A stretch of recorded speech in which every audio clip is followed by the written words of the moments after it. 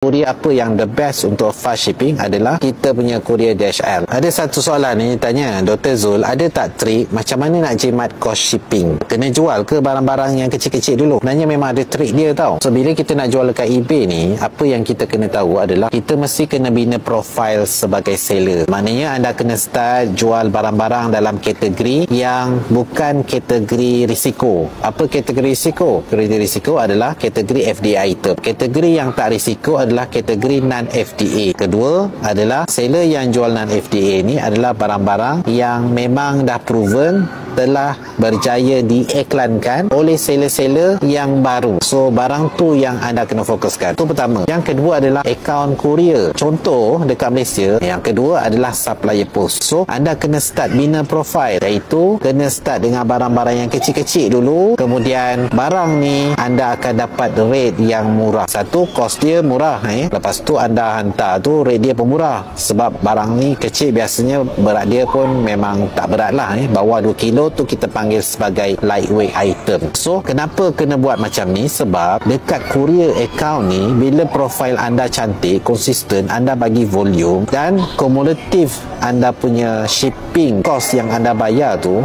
lama-lama anda pakai, anda akan dapat offer rate yang lagi murah. Trik dia very simple, account kuat, follow siapa yang jual, dan yang kedua, account courier kita dah hantar barang yang ringan-ringan, lepas tu dalam kategori yang bukan risiko, lepas tu barulah pelan-pelan masuk ke kategori yang lebih high risk tapi control risk, iaitu level medium risk dan profit lebih besar. So semua benda ni sebenarnya kita dah ajar dah dalam kelas ni. Anda nak tahu lebih detail, jom join kelas kita. Belajar selama 2 malam, dari A sampai Z kita cover. InsyaAllah memang anda boleh pandai. Jadi tunggu apa lagi? Jom join kelas eBay Planner.